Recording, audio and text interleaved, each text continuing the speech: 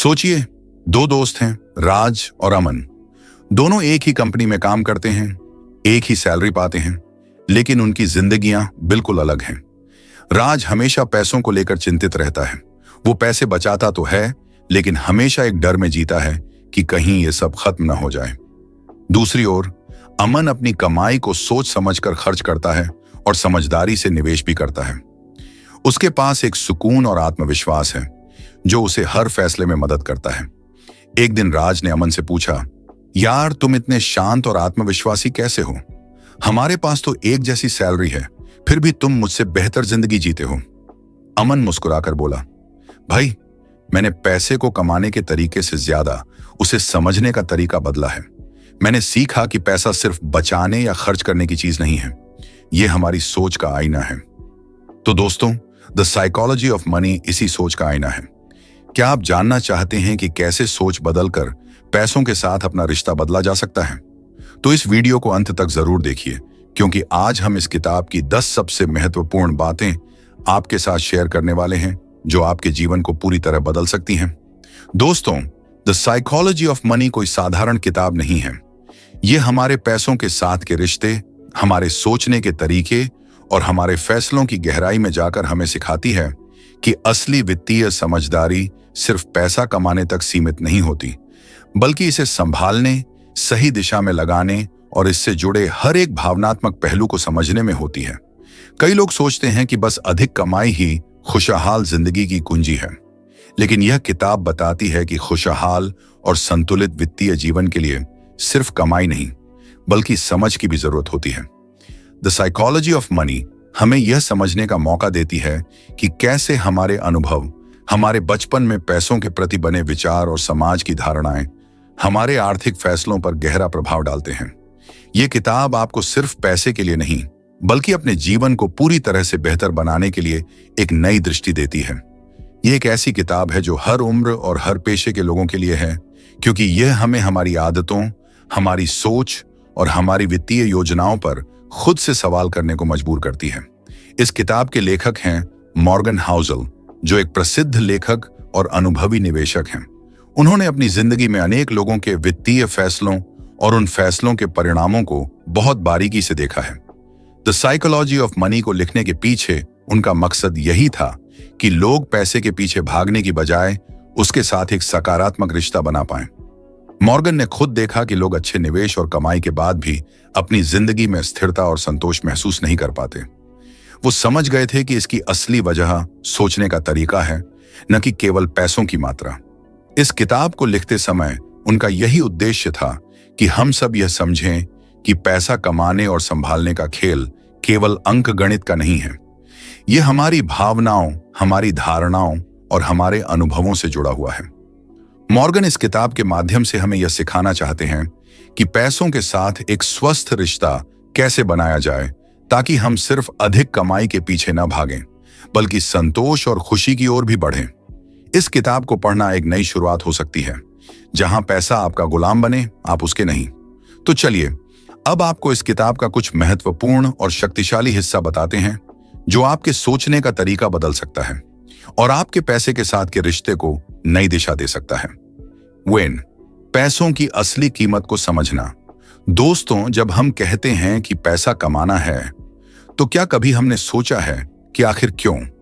Morgan बताते हैं कि असली संपत्ति वो नहीं होती जो आप दिखाते हैं, बल्कि वो होती है जो आपके पास अदृश्य रूप में रहती है।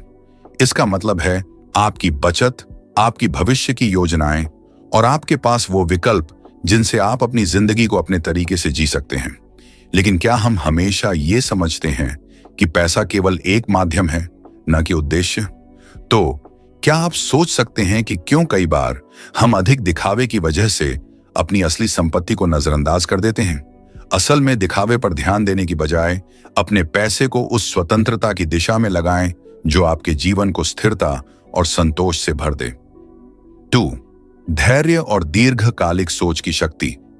आज की दुनिया में हम सब जल्दी अमीर बनना चाहते हैं। हमें रिजल्ट्स आज ही चाहिए और हम धैर्य रखना भूल गए हैं।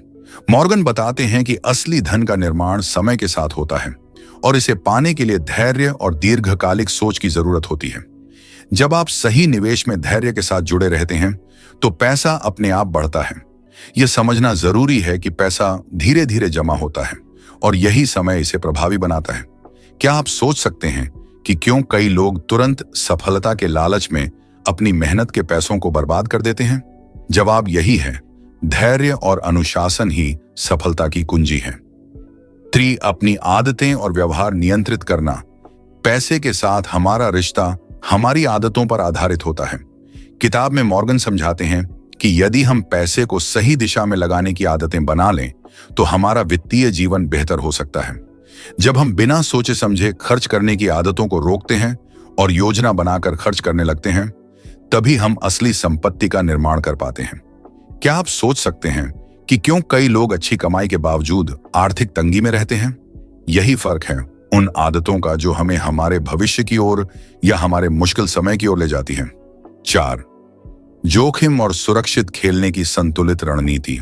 मॉर्गन इस किताब में समझाते हैं कि पैसा कमाने के लिए हमें जोखिम लेना आना चाहिए, लेकिन एक सीमा तक। सिर्फ बिना सोचे समझे जोखिम लेना हमें फायदे की जगह नुकसान भी पहुंचा सकता है। पैसे का प्रबंधन हमें बताता है कि हमें सुरक्षित निवेश और कुछ जोखिम वाले निवेश का संतुलन बनाना चाहिए, ताकि अगर कोई निर्णय गलत हो भी जाए तो भी हमारी स्थिति संतुलित रहे। क्या आप सोच सकते हैं कि क्यों कुछ लोग पूरी तरह से जोखिम से बचते हैं और कुछ लोग अति आत्मविश्वास में डूबकर सारा दांव लगा देते हैं? जवाब यही है, समझदारी और संतुलन से ही असली लाभ मिलता है। 5. सीमित संसाधनों से संतोष रखना सीखें। मॉर्गन बताते हैं कि असली खुशहाली और स्थिरता उन लोगों को मिलती है जो अपने पास मौजूद संसाधनों में संतोष ढूंढ लेते हैं। पैसा कमाने का मतलब यह नहीं कि हम अपनी जरूरतें बढ़ाते जाएं। ज्यादातर लोग अपने साधनों से अधिक खर्च कर देते हैं, जिसके कारण वे आर्थिक संकट में फंस जाते हैं। क्या आप सोच सकते हैं कि क्यों कभी-कभी हमें अपनी कमाई के बावजूद संतोष नहीं मिलता? यही वजह है कि संतोष और समझदारी ही हमारी असली पूंजी है। 6. भविष्य की अनिश्चितताओं के लिए तैयार रहना। किताब में बताया गया है कि किसी भी प्रकार की योजना बनाते समय हमें हमेशा अनिश्चितता के लिए तैयार रहना चाहिए।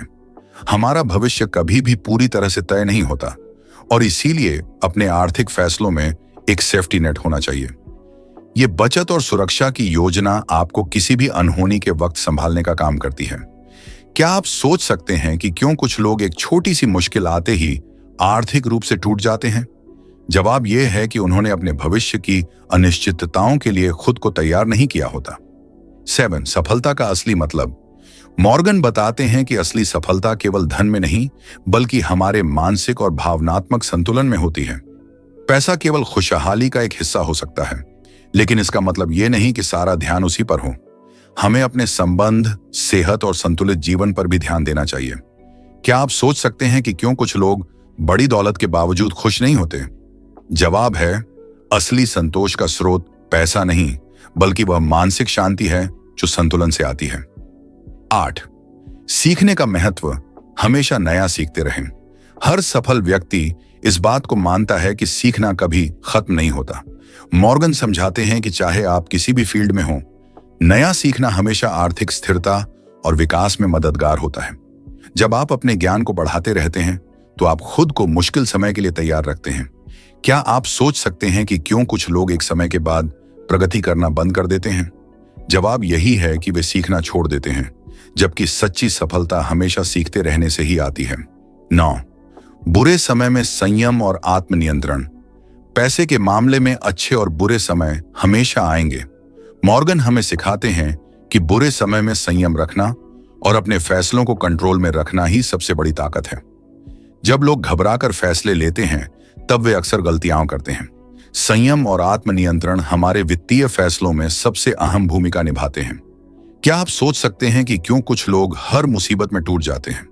क्योंकि वे अपने आप को संभालने के बजाय घबराकर फैसले लेने लगते हैं। आत्मनियंत्रण ही असली ताकत है। 10. मानसिक शांति सबसे बड़ी संपत्ति है। आखिर में मॉर्गन कहते हैं कि पैसा कमाने का असली मकसद मानसिक शांति पाना होना चाहिए। अगर पैसा आपकी खुशी और संतुलन को छीन रहा है तो उसका उद्देश्य ही खो जाता है। पैसा हमारे जीवन को संवारने का एक माध्यम है, लेकिन इसे हमारे जीवन को हावी नहीं होना चाहिए। क्या आप सोच सकते हैं कि क्यों कुछ लोग सारी दौलत होने के बावजूद बेचैन रहते हैं? क्योंकि उन्होंने अपनी दौलत को मानसिक शांति का माध्यम नहीं बल्कि एक बोझ बना लिया है। याद रखें, मानसिक शांति ही सबसे बड़ी संपत्ति है। तो दोस्तों, ये थे द साइकोलॉजी ऑफ मनी से 10 बेहद महत्वपूर्ण सबक जो आपकी पैसे के प्रति सोचने के तरीके को पूरी तरह बदल सकते हैं और आपके जीवन में असली खुशहाली ला सकते हैं। अगर आपको यह वीडियो पसंद आया हो और आपको लगता है कि इससे आपके जीवन में सुधार होगा, तो कृपया इसे लाइक, शेयर और हमारे चैनल को सब्सक्राइब करें। अगर आप और भी प्रेरणादायक किताबों के सारांश जानना चाहते हैं, तो मेरे अन्य वीडियो भी जरूर देखें, जैसे एटॉमिक हैबिट्स और 48 लॉज ऑफ पावर। आपके समर्थन के लिए दिल से धन्यवाद। हम सभी का लक्ष्य एक बेहतर जीवन जीना है और ये किताबें हमें उस दिशा में मदद कर सकती हैं। धन्यवाद।